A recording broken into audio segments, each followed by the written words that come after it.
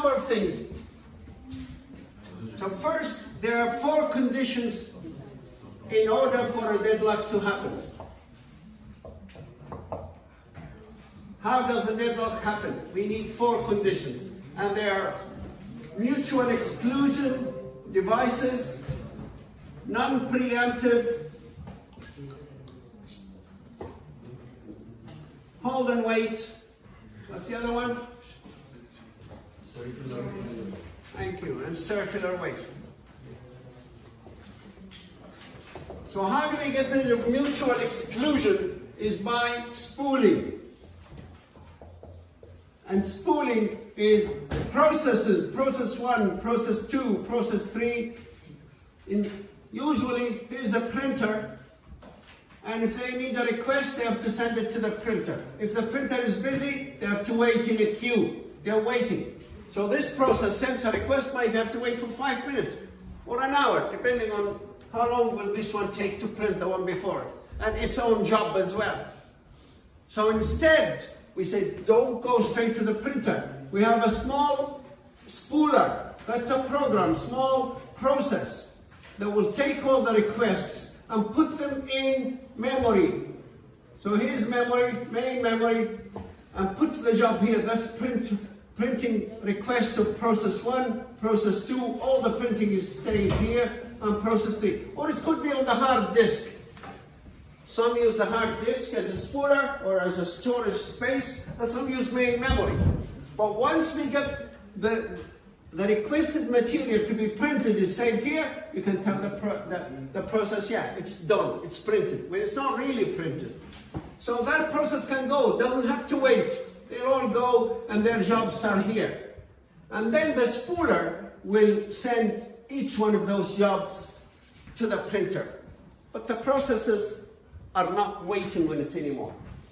So that's how we get rid of mutual exclusion or dedicated devices. How do we solve the problem? An example of how a dedicated device can be turned into virtual device. So if we can do that to all our devices, then we'll never have a deadlock. But that's not the case. We can't do it to every device. We can't turn it into every device. Sometimes it's just not possible. So the next then condition, how do we turn the other condition, or get rid of the other condition? For example, non-preempt. Now let's look at the circular wait.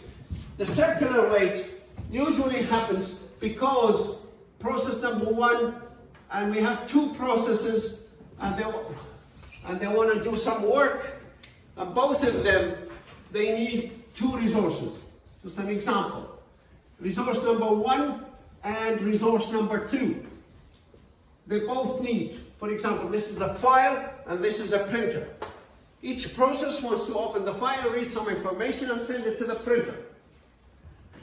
So if they go in and this process takes this resource, and this process gets this resource, and then this one wants this resource. Remember, if it's pointing at it, that means I want it. If the arrow goes from the resource to the process, that means, what does it mean? Allocated. So the way you read it, you always look, where is the tail of the arrow I start? You say resource number 2 is allocated to process 2. If the arrow goes from the process to the resource, how do we read it? How do you read this arrow? Request. Process number 2 is requesting resource 1. So you need to read the name of the process and the name of the resource, or the name of the resource and the name of the process. Anyway, so process number 2 has this resource allocated to it, but it needs that one. That one is not free. It's allocated to process 1, so it has to go in a wait. So it goes waiting until this one is free. That means it's waiting for process 1 to finish and release this one. But process number 1, in order to finish, it needs 2 resources. It has this one, but it needs that one. It requests that one. But that resource number 2 is not free, and therefore it cannot have it. So it goes in a waiting for it. So this one is waiting on this one to finish, to release this, but this one will never finish because it's waiting on this one to finish. They're both waiting on each other to finish. It's like if you have another friend, two girls, and they both need the mirrors, and they need some material to use the mirror for.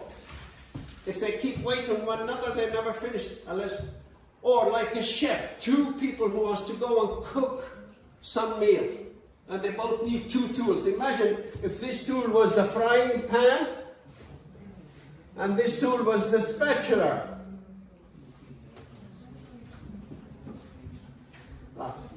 This tool was the frying pan, and that's the tool, the spatula. So now each person here needs the frying pan as the spatula, but this person gets the frying pan, this one has to wait on it. But anyway, so that's what a circular weight is. Vamos? So this is the circular weight. And that's really, that's a deadlock. Because it has all the conditions. These tools cannot be shared, and this one that has the frying pan will not release it, so it's hold on weight and non-preemptive, and we end up having a circular weight. And once we have circular weight, that's a deadlock. So how do we prevent the circular weight? One suggestion is to have all the resources, have them in an order. Resource 1, resource 2, resource 3, resource 4. Have them in one list. And make this protocol. Tell everybody, if you want any 2 or 3 or 4, any group of these resources, don't get them randomly. Get them according to this list, the order of this list. So if you need resource 1 and 2, you must go for number 1 first. Don't go for number 2. If you have 1, then go for number 2. So this is the how to prevent a circular weight condition, how to remove it from a system. Does that work? Well, let's see if it works. So what we do, these two processes come at the same time. They both want this frying pan and this spatula. This guy goes for the frying pan, gets it? No, they're not allowed to go. This is, let's say this is the frying pan, and this is the spatula is number 3. Well, doesn't matter which one it is. So both of them, they must go for the top resource here. They cannot go for the spatula, they must go for the frying pan. So all this is done. So this guy, both of them arrive here, process 1, process 2. Whoever arrives 1/millionth of a second before the other one will get the frying pan. Okay, so let's say process 1 get the frying pan. That's it. This one now is given to process 1. Now process number 2. What happens to process number 2? It has to wait. Process 2 cannot go and get the other resource. Now process 1 got this resource, it can now go to and get the other resource. And therefore, we will not have a deadlock. We will not have a circular weight if we can remove this condition. So there are always ideas of how to prevent that, but maybe we cannot always do it. If it can be done, it's brilliant. It's not a big deal. It's easy to implement in coding. So you give them an order and say, these are the resources. If you want any number of resources, you must get the first resource according to the list. Put them in the same order and go. If you want resource 1, 3, and 4, don't go for 4 or 3. Go for 1 first. If you get 1, go for 3. If it's free, take it and go for 4. If it's not, wait until you get it. Now, the next condition.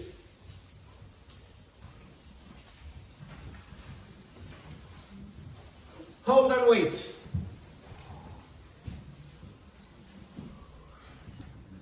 We can stop, hold and wait as well. Anybody has any idea how stop and hold and wait or non-preemption?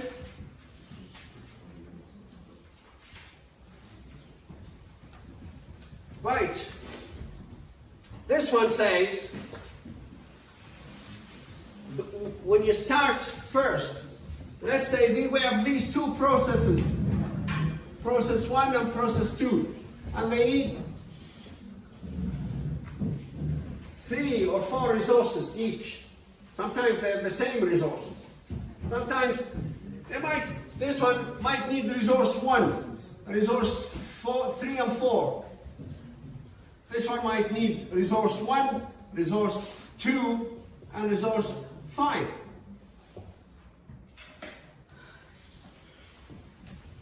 And maybe resource 4 as well. So if we say, there's another technique, say, okay, every process, tell us, declare all the resources you need. Everything you need at the start. And before we allow you to start running, we'll get you all the resources. If they're not available, you have to wait right at the start.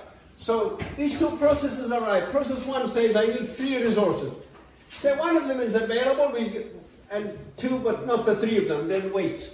So it goes right at the start. The other process also, we say, you need those, they're not available. Now, resource 1, 3, and 4 are available. We give them to process 1.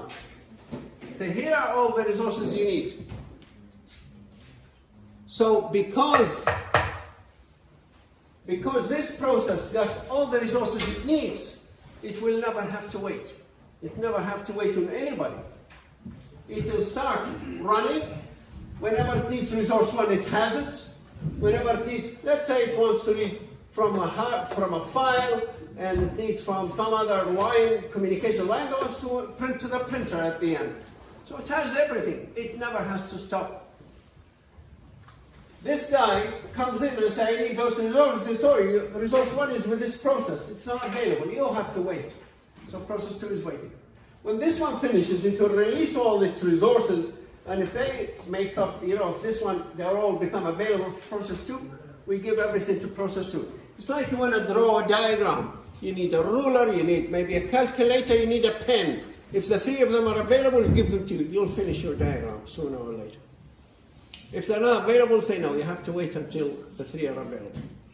We cannot take a pen or a ruler from someone else, and therefore we removed non-preemption. And we also, this way, we stopped hold and wait. There is no hold and wait. We give you all the resources. You're not going to have 2 resources and then later on you say, I need another one, it's not available. Go waiting while holding the first 2. No, we give you everything at the start.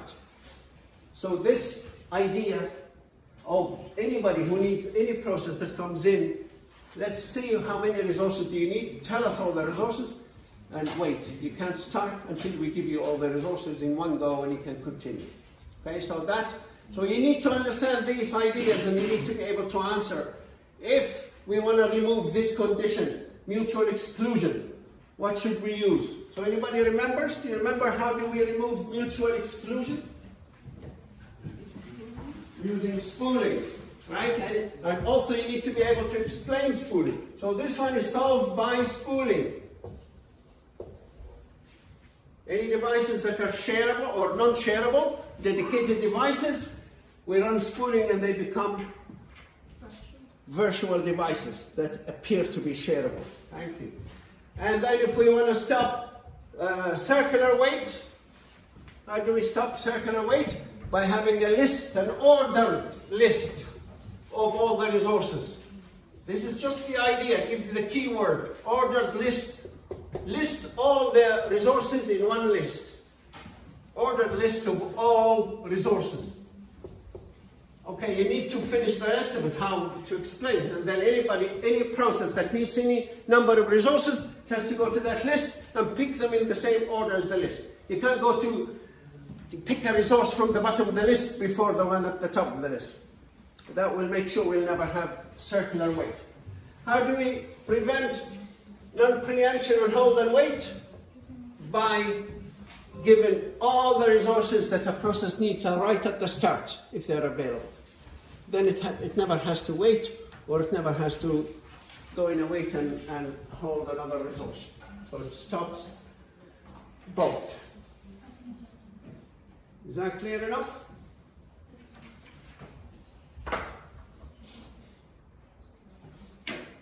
All right. What we're supposed to be talking about as well.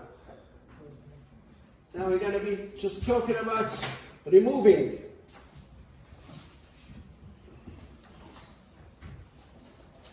or recovering from a deadlock.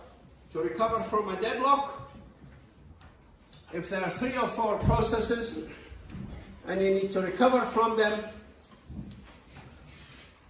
the easiest way that you probably have already done many times, if your kind of laptop just got frozen, you say, oh, my laptop froze or got locked. It could be a deadlock. So there are few processes that are deadlocked. Of course, there could be 10 or 12 processes running, but 3 of them, especially the one you're reading, is not coming back to you. Word is not, you keep hitting all keys, Word is locked. With another process, you don't know which other process. So a lot of the times what you may have done is press the restart button. You cut down power, kill all the processes that are running, and start again and run them again. So that's one solution. It works, but it's a very expensive solution. Because if you have 50 processes running, and then you switch them all off, that's a lot of work that was done by many of the other processes that's wasted. And they have to do the work again. And sometimes if they have to do the work again, they could generate a lot of problems for you. Let's say, if you say, I'm going to double the working hours for all the staff, for example. Every staff member, we have 1,000 members of workers, and everybody who worked for 10 hours, you're going to give them 20 hours. Everybody, we're going to double. So you read the record, multiply into 2, save it, and you do 5,000 of them. And then somebody powers down the power. The whole thing collapses. The power is off, the process is killed. Now you run it again later on. You add another 10,000 to the same group. Now you've added them, instead of 10%, 20%. Well, that's wrong. Right? So there could be a lot of problems if you stop a program from running or process and then run it again. Unless it's just a process that just displays information, it doesn't change information or data on the hard disk or on the files or on the database. Right, so one way to solve or get out of a deadlock situation is to turn all the processes, kill all the processes. That's of course a very bad, inefficient way of doing it. The better way is to identify, if you have a program that does the deadlock detection, the one we use the diagram, as we looked at the diagram, and if we can find out which processes are deadlocked. Out of the 50, there could be only 3 that are deadlocked. And just terminate those 3 processes. Kill the processes that are involved in the deadlock, that are deadlocked. So if that works, it will definitely free them again and start running them again. But again, those processes, one of them could be updating a file. It's really bad. If you're updating a file, you've been doing it for a minute or so, or you've updated 10,000 records, now you run it again, it's going to update the same 10,000 records again before it gets to the next ones. So, again, the best way is not to kill all the processes, not to kill the processes that are involved in the deadlock, but to only kill one of the processes. So first, identify which processes are deadlocked. Let's say you find 5 processes deadlocked. Or 3, or whatever. Let's have an example. Here are a few processes that are deadlocked. Process 1 needs a resource. That's already with the process number 2. That needs a resource. That's already with process number 3. That needs another resource. That's already with process 4. And process number 4 needs a resource. That's already with process number 1. So, as you can see here, circular weight, process 1, 2, 3, and 4. There are 4 processes deadlocked. Of course, this may already have a few other resources. There might be 2 other resources that are available, resource 7 and resource 9. This one might have one other resource, resource number, 3 is already with this process, but it needs another resource here, which is maybe resource number 1. and so on. So there are many other resources, 2, resource maybe 7, 8, 9, and so on. So some processes are waiting, or they are in a deadlock, but they have more resources, 4 or 5 resources. So now, which process do you think we should pick of those? These processes that are all deadlocked, which one do you think we should, who is the victim here? So really, our job here is just to pick the victim that's going to be terminated. So which process do you think you should be picking in general? 3. In this particular example, 3, process 3, where is it? This one here. Why? Any idea why? Anybody has any suggestions? Remember, what we want to do is minimize the damage, minimize the waste of work that was done, minimize any problems. Any ideas?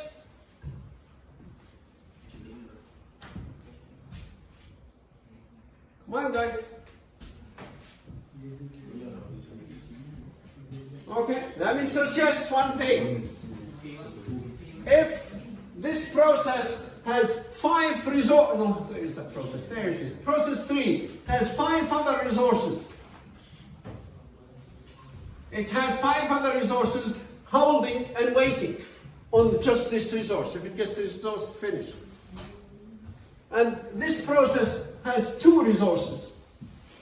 This process only has 1, and it needs another one. Which process will you do?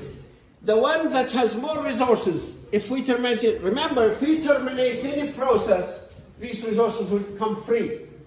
They might be helpful for another process, whoever needs them. So the process with more resources, if you terminate it, it will release more resources. And that will have a better chance.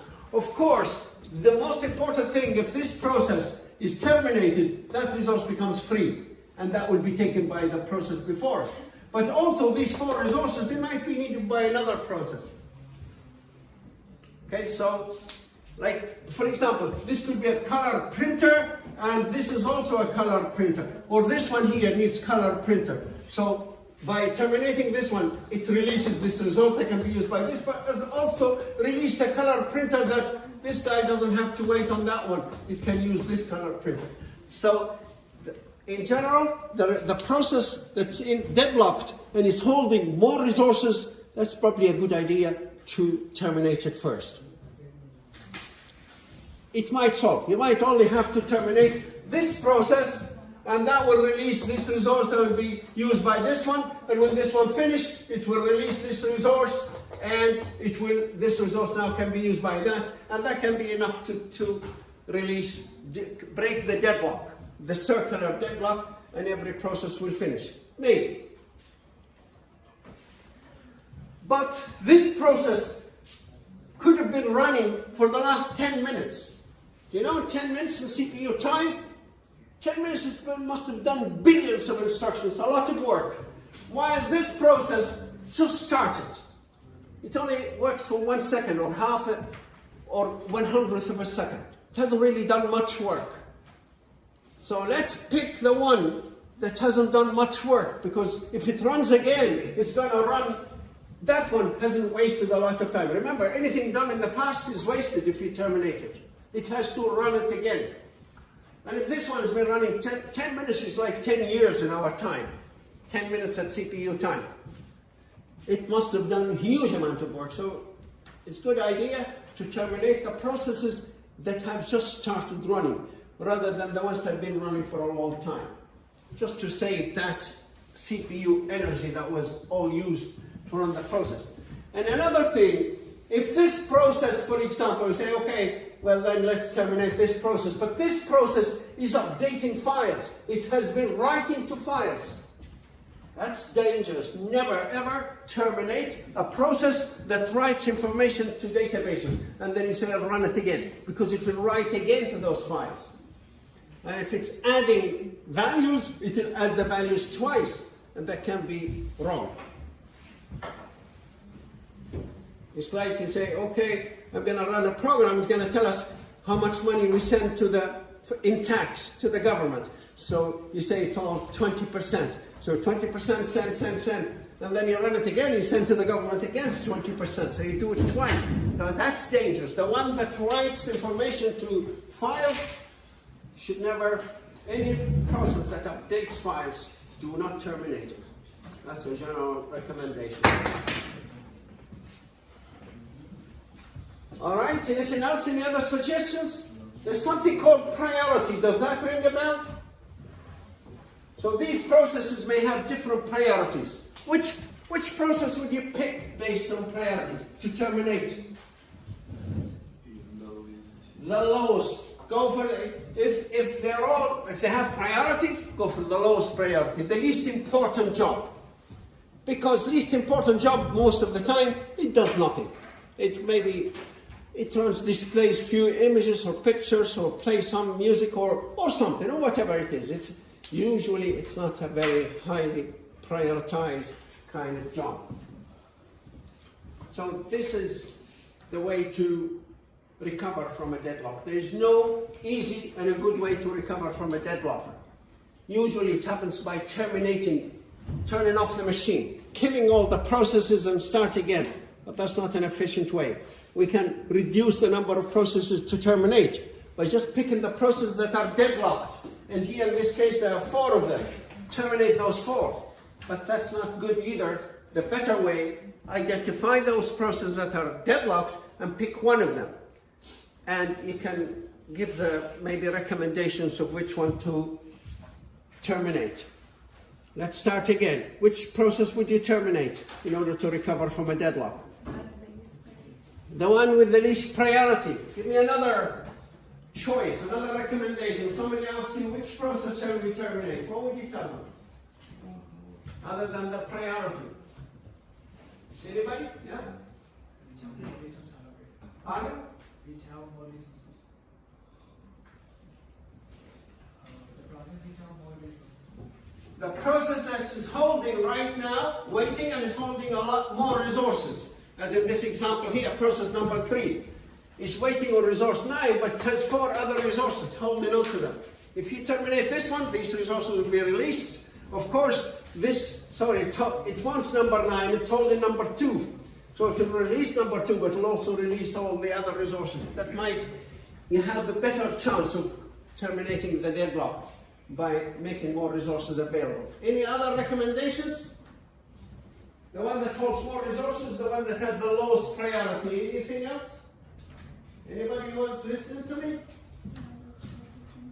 No, thank you. Give the others a chance. Well, she could.